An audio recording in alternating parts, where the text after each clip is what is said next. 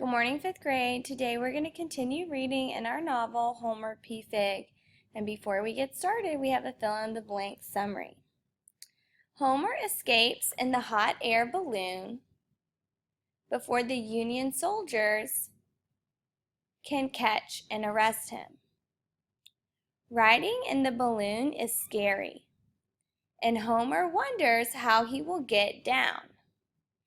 Then Homer realizes that the balloon has a tear in it.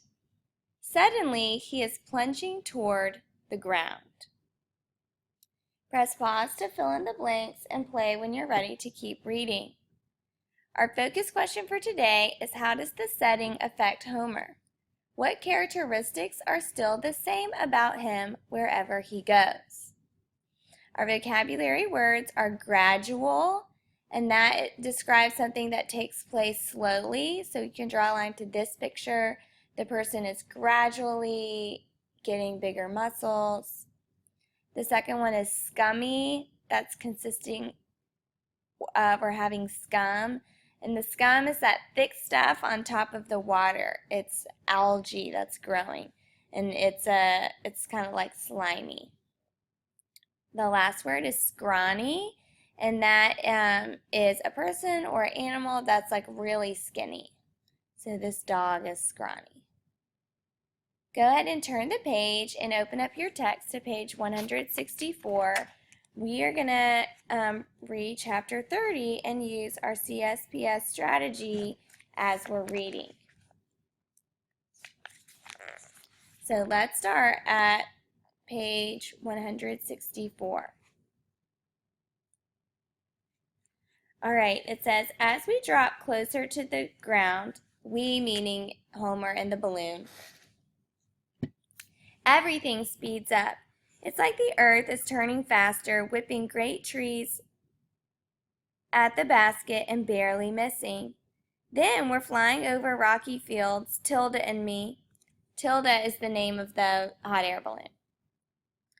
Fields where men on horseback chase one another, firing guns and waving swords. Suddenly, the ground explodes under the horses. The man and the beast vanish in a flash of blood-stained lightning. We're being swept over a battlefield, and what I thought was thunder and lightning is artillery shells blowing the world to pieces. Right about then, the rip in the silk catches fire, and the fabric starts to melt. I scramble over the side of the basket, clinging with my fingers, deciding when to jump. All I catch is a glimpse of green water. But with the balloon dissolving into red-hot flames, making up my mind is no longer an option. I must let go and take my chances. I drop through the air like a screaming stone, plunging feet first into a scummy green pond.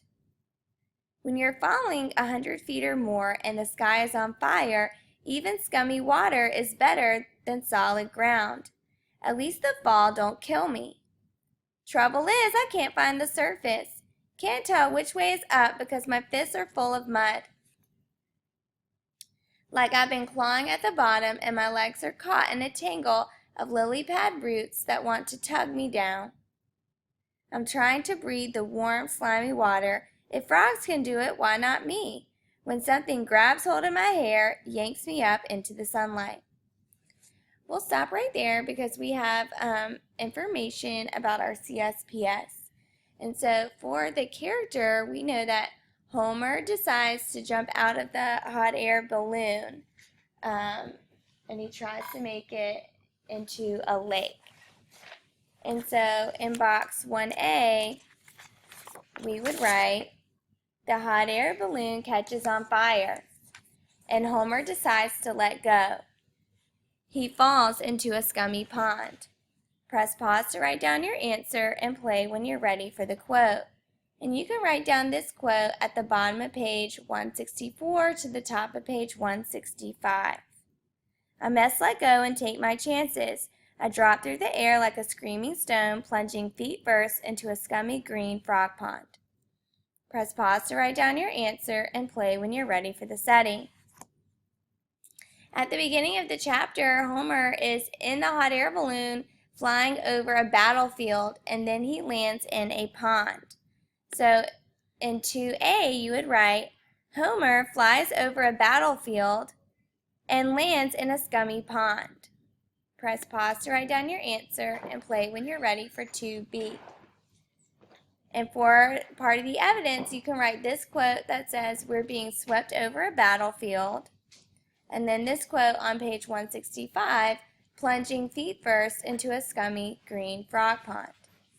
Press pause to write down the quotes and play when you're ready for the first problem.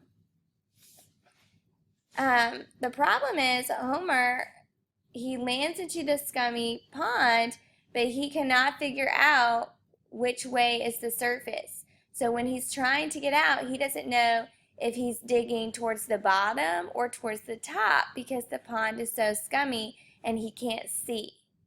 So it's very possible that he might drown. So in box 3A, we would write, the pond is so scummy that Homer can't find his way to the surface. He is about to drown. Press pause to write down your answer and play when you're ready for 3B.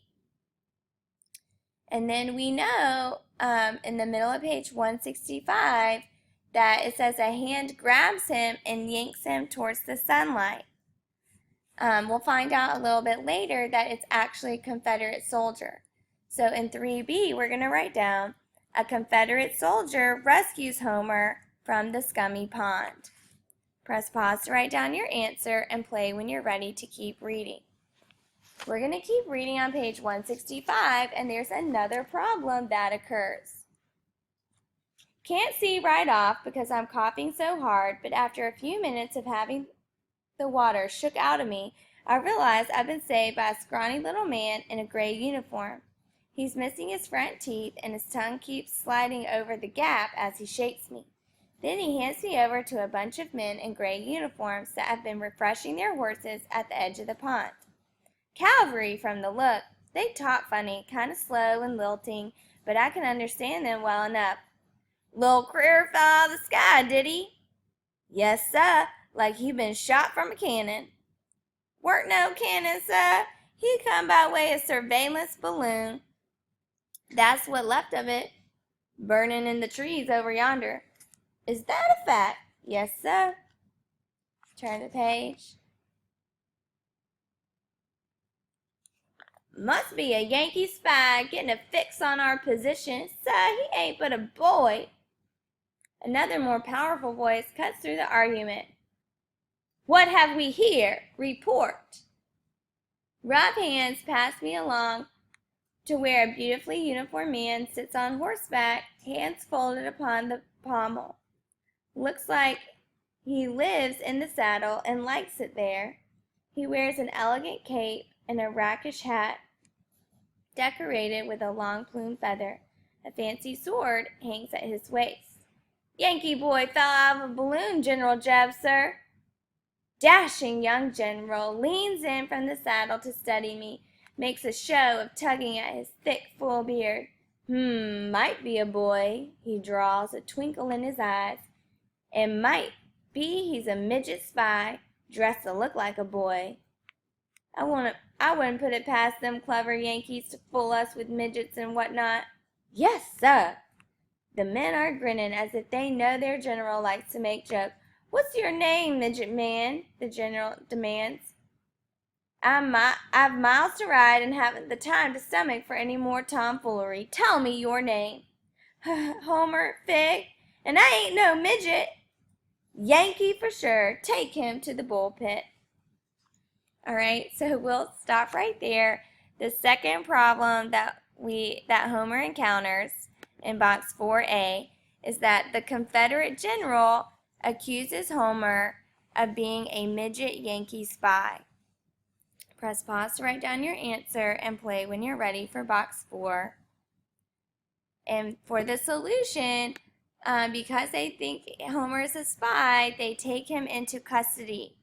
And so in 4B, we'll say Homer is taken into custody by the Confederate soldiers. Press pause to write down your answer and play when you're ready for the paragraph. It says, how does the setting affect Homer? What characteristics are still the same about him wherever he goes? So you can use what happened in the scummy pond, him being on the Confederate side as part of the setting, and we want to know, how does that affect him?